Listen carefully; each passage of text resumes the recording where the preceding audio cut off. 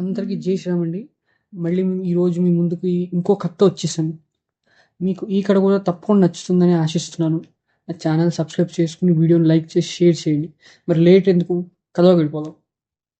ఈ కథ అర్జున్ అలాగే అతని బెస్ట్ ఫ్రెండ్ కవితది. వాళ్ళిద్దరూ ఎంత బెస్ట్ ఫ్రెండ్స్ అంటే, ఒకసారి అర్జున్ని స్కూల్లో ప్రిన్సిపల్ కొడుకు టీస్ చేశాడు, యావరేజ్ స్టూడెంట్ అని. అది కవిత వినింది. ఇంకేముంది, కవిత ఒక్క సెకండ్ కూడా ఆలోచించకుండా, అతను ప్రిన్సిపల్ అబ్బాయిని కూడా ఆలోచించకుండా అతను చంప పగలగొట్టేసింది. ఇంకేముంది, ఆ తర్వాత ఏం జరుగుతుందో మనకు తెలిసిందే. కవితని ప్రిన్సిపల్ రూమ్కి పిలిపించాడు, పేరెంట్స్ని కూడా పిలిపించాడు. పిలిపిస్తే తన మీద కంప్లైంట్ చేశారు, ఇలా కొట్టిందని. అయితే తన పేరెంట్స్ విని రిక్వెస్ట్ చేశారు, ఈ ఒక్కసారి ఎక్స్క్యూజ్ చేసేయండి ప్లీజ్ ప్లీజ్. ప్రిన్సిపల్ కూడా సరే ఫోన్లే అని చెప్పి ఎక్స్క్యూజ్ చేసి వదిలిపెట్టేశాడు. ఇంటికి వెళ్ళాక కవితను తన పేరెంట్స్ చూపించి ఉంటే అర్జున్ ఒప్పుకోలేదు, వాళ్ళతో ఆర్గ్యుమెంట్ పెట్టేసుకున్నాడు. అతను ఆర్గ్యుమెంట్ పెట్టుకుంటే ఇంకా అతని పేరెంట్స్ ఒప్పుకుంటారా? తర్వాత అతనికి దెబ్బలు పడ్డాయి, అది వేరే విషయం. అయితే సో అంత ఫ్రెండ్షిప్ అనమాట వాళ్ళిద్దరికి. అసలు వాళ్ళిద్దరిని సెపరేట్ చేయడం ఇంపాసిబుల్ అయినంత ఫ్రెండ్షిప్. మరి ఇంతలా బెస్ట్ ఫ్రెండ్స్గా ఉన్న వీళ్ళిద్దరి మధ్య కూడా ఇష్యూస్ ఉన్నాయి అని నమ్ముతారా? మనం ఎవరు నమ్మలేం. ఆ ఇష్యూ ఏంటో తెలుసుకోవాలి. అర్జున్ ఏమో రోడ్ మీద యూరినేట్ చేయకూడదు, రోడ్ మీద ఉమ్మకూడదు, రోడ్ మీద గ్యార్బేజ్ పడేంత తప్పు, ఇవన్నీ అంటూ ఉంటాడు. రూల్స్ రెగ్యులేషన్స్ ఫాలో అయ్యే వ్యక్తి, ఒక సింపుల్గా చెప్పుకోవాలంటే మనం.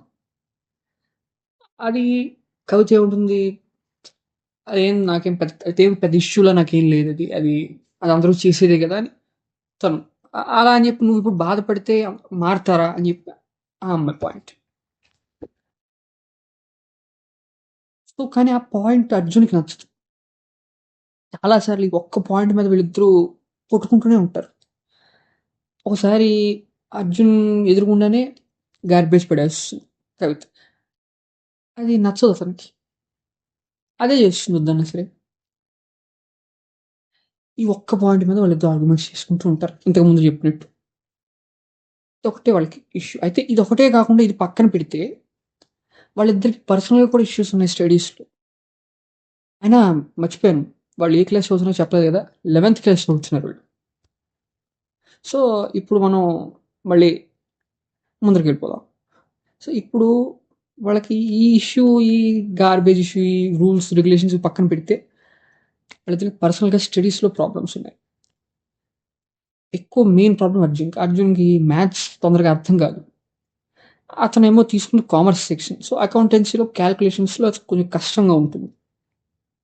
అయితే కవితకి ఏంటంటే స్టడీస్ మీద ఇంట్రెస్ట్ లేదు, తనకి ఎక్కువ డ్రాయింగ్ మీద ఇంట్రెస్ట్, సో దాని మీద ఫోకస్ పెడుతూ ఉంటుంది. సో దానివల్ల ఏమవుతుందంటే ఈ అమ్మాయికి సిలబస్ అది ఏమీ తెలియదు. అర్జున్ సిలబస్ అది ఇచ్చి హెల్ప్ చేస్తూ ఉంటాడు. కానీ దానికి రివర్స్లో కవిత హెల్ప్ చేయాలి కదా, చేయదు. హెల్ప్ చేయదు, అలాగే రీజన్ కూడా చెప్పదు అర్జున్కి. రీజన్ కూడా చెప్పదు, అస్సలు చెప్పదు. అయితే తన రీజను మనందరం తెలుసుకుందాం. తన ఆలోచన ఏంటంటే అర్జున్కి ప్రతిసారి హెల్ప్ చేస్తే ఇంకా అతను ఎప్పటికీ క్యాలిక్యులేషన్స్ నేర్చుకోడు, అలాగే అర్థం చేసుకునే ప్రయత్నం కూడా చేయడు. సరేలే నా ఫ్రెండ్ ఉందిగా, తను చెప్పేస్తుందని ఒక కంఫర్ట్ జోన్లో ఉండిపోతాడు. తను హెల్ప్ చేయకపోతే తను ఫోకస్ చేస్తాడు, అవన్నీ చేస్తాడు. సో అమ్మాయి ఉద్దేశం ఏంటంటే సింపుల్గా చెప్పుకోవాలంటే అతన్ని డిపెండెంట్ కాకుండా అతను సొంతంగా అతను క్యాలిక్యులేట్ చేసుకునేలాగా, క్యాలిక్యులేషన్స్ చేసి అకౌంటెన్సీ సాల్వ్ చేసేలాగా తయారు చేద్దామని అనుకుంది.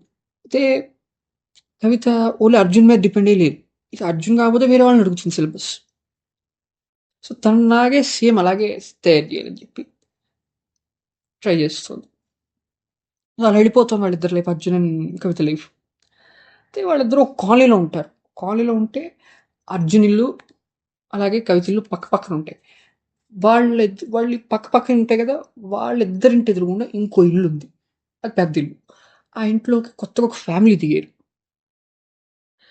అయితే ఆ ఫ్యామిలీలో ఆ వైఫ్ అండ్ హస్బెండ్ ఒక అమ్మాయి ఉంది, ఆ అమ్మాయి పేరు దివ్య. ఇంకా కొత్త అమ్మాయి వస్తే ఇంకేముంది, కొత్త అందరం కలిసి ఆడుకోవడం అదే కదా. సో ఈ అమ్మాయితో కూడా ఫ్రెండ్షిప్ చేశారు, ఆడుకుంటున్నారు, అన్నీ చేశారు, మిగతా వాళ్ళకి కలిసి ఆడుకుంటున్నారు, అన్నీ చేశారు. అయితే దివ్యకి జెలసీ స్టార్ట్ అయింది. అర్జున్ అలాగే కవిత ఫ్రెండ్‌షిప్ చూసి. వాళ్ళిద్దరిని ఎలాగైనా విడగొట్టాలనుకుంటుంది. సో, దానికోసం ప్లాన్‌లు చేయడం మొదలుపెట్టింది. తనకు మంచి అవకాశం కోసం ఎదురు చూస్తుంది ఇంకొకటి. అయితే అది రాని వచ్చింది. క్లాస్ టెస్ట్ రూపంలో. అదే అర్జున్ అండ్ కవితకి వాళ్ళిద్దరి క్లాస్ టెస్ట్ రూపంలో. ఎప్పుడు స్కూల్లో సిలబస్ ఇచ్చే అర్జున్ ఆ రోజు ఇంటి దగ్గర ఇచ్చాడు సిలబస్ కవితకి. కానీ కవిత ఆల్రెడీ సిలబస్ వేరే వాళ్ళ దగ్గర నుండి తీసేసుకుంది స్కూల్లో వచ్చి. అండ్ హ్యాజ్ ఇట్ ఈస్ ఏముంది అర్జున్కి హెల్ప్ చేయలేదు అకౌంటెన్సీలో. అది వాడు bad lucky accountancy test first. వాడి బ్యాడ్ లక్ అది. అయితే అర్జున్ డల్‌గా కూర్చొని ఉంటాడు. కూర్చునుంటే దివ్య అతని దగ్గరికొచ్చి ఏమైందని అడుగుతది.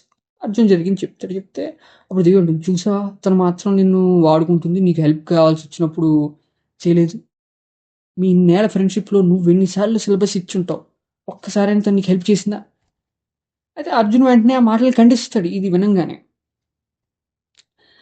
ఫస్ట్ ఖండించిన తర్వాత దివ్య తన మాటలతో అర్జున్‌ని నెమ్మదిగా ఇన్‌ఫ్లుయెన్స్ చేయడం మొదలుపెడుతుంది మాటి మాటికి. తెలిసిందే కదా! ఇన్‌ఫ్లుయెన్స్ చేయడం మొదలుపెడితే ఇంక అవతల వ్యక్తి దగ్గర నుంచి మనం అయిపోతాం అంతే. ఒకరోజు రోడ్డు మీద కవిత ఉమ్మేస్తుంది. దివ్యేమో తన గార్బేజ్ బ్యాగ్‌ని చెత్తబండికిస్తుంది. అయితే ఈ విషయంలో కూడా దివ్య ఇన్‌ఫ్లుయెన్స్ చేస్తుంది అర్జున్‌ని. సో, తనకి రెస్పెక్ట్ లేదు నువ్వంటే. ఇలా ఇన్‌ఫ్లుయెన్స్ చేసి అర్జున్‌ని దివ్య ఒకరోజు అర్జున్‌కి చెప్తుంది. ఇన్‌ఫ్లుయెన్స్ చేసి ఒకరోజు చెప్తుంది అర్జున్‌కి. ఏంటి, "నువ్వు వెళ్లి కవితని అడుగు.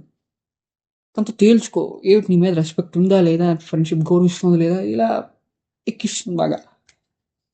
సో, అర్జునేమో ఓకే అని చెప్పి ఇతను బాగా ఎక్కించేసుకొని దివ్య మాటలు ఎక్కించేసి ఇన్‌ఫ్లుయెన్స్ అయిపోయి వెళ్ళిపోయి కవితతో చాలా పెద్ద గొడవ పడిపోతాడు. గొడవ పడిపోయి తనతో విడిపోతాడు. అయిపోయింది నీకు నాకు ఫ్రెండ్‌షిప్ కట్ అంటాడు. ఆ తర్వాత నుంచి దివ్యతో తిరగడం మొదలుపెడతాడు తనతో ఫ్రెండ్‌షిప్ చేసి. కవితకేమో చాలా బాధేస్తుంది. చిన్నప్పటి నుంచి బెస్ట్ ఫ్రెండ్స్ ఇప్పుడు ఏమైంది ఇది ఇలా విడిపోవడం. ఈళ్ళు విడిపోయేసరికి బాధేస్తుంది తనకి. బాధేసి వెళ్ళి ఆంజనేయ స్వామి గుడిలో తన బాధ చెప్పుకుంటుంది. అది అక్కడి నుండి వెళ్ళిపోతుంది. బాధ చెప్పుకుంటుంది. ఏడవదు. సో, ఏడవకూడదు కూడా. ఏ ఏ సమస్యొచ్చినా. అందుకని నేను గూడా నా కథలో క్యారెక్టర్స్‌ని అలాగే రాస్తూ ఉంటాను ఎక్కువ. ఎక్కువ ఏడ్చినట్టు కాకుండా రాస్తూ ఉంటాను. సో, కథలోకొచ్చేద్దాం. ఆ తర్వాత అక్కడి నుండి వెళ్ళిపోతుంది. వెళ్ళిపోయాక అయితే ఆ తర్వాత రోజు అర్జున్ అలాగే కవిత చదువుకునే స్కూల్‌కి ఒక కొత్త సార్ జాయిన్ అవుతారు. ఆయన పేరు వాయుకుమార్. అయితే ఈ వాయు సార్ స్పోర్ట్స్ టీచర్ అనమాట 11థ్‌కి, 12థ్‌కి. మిగతా క్లాసెస్‌కి వేరే సార్ ఉన్నారు.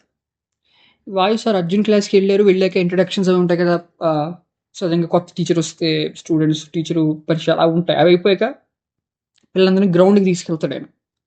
గ్రౌండ్‌కి తీసుకెళ్తాడు గానీ, అక్కడ అందరూ ఆడుకుంటూ ఉంటారు. కానీ అర్జున్ అండ్ కవిత డల్‌గా కూర్చొనుంటారు.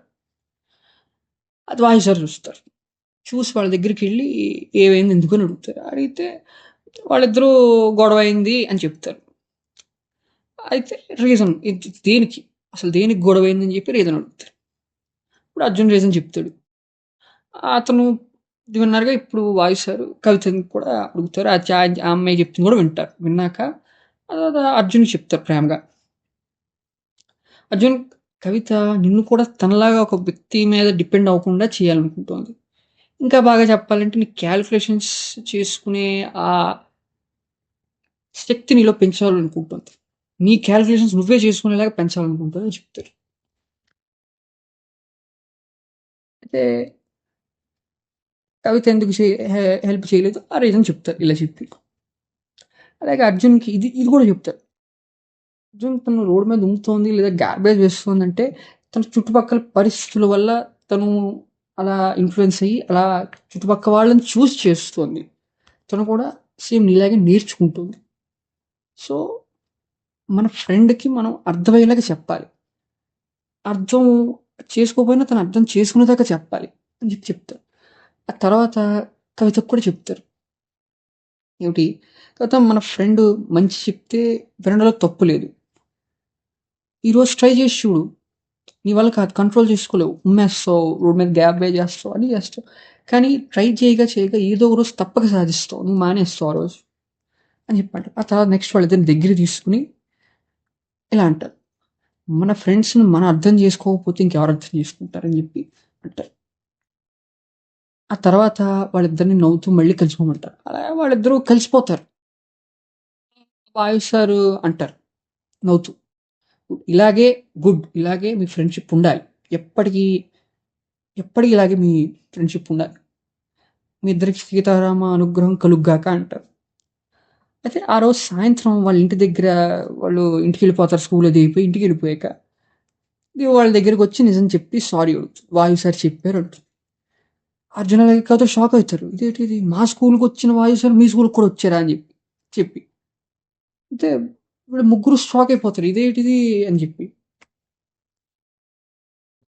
అయితే అక్కడే ఒక కొండ ఉంది, కొండ మీద ఆంజనేయ స్వామి నిలబడి నవ్వుతూ రామంటాడు. అంతే, ఈరోజు కథ ఇదండి. అర్థమైపోయి ఉంటుంది మీకు వాటికి ఆంజనేయ స్వామి వచ్చాడని చెప్పి. సో ఈరోజు కథ ఇదనమాట. సో మళ్ళీ వచ్చే కథలో తప్పకుండా కలుద్దాం. ఈ కథ మీకు నచ్చింది అని భావిస్తున్నాను. దయచేసి లైక్ చేసి సబ్స్క్రైబ్ చేసి షేర్ చేయండి. ఇంకో కథతో తప్పకుండా కలుద్దాం. జై శ్రీరామ్.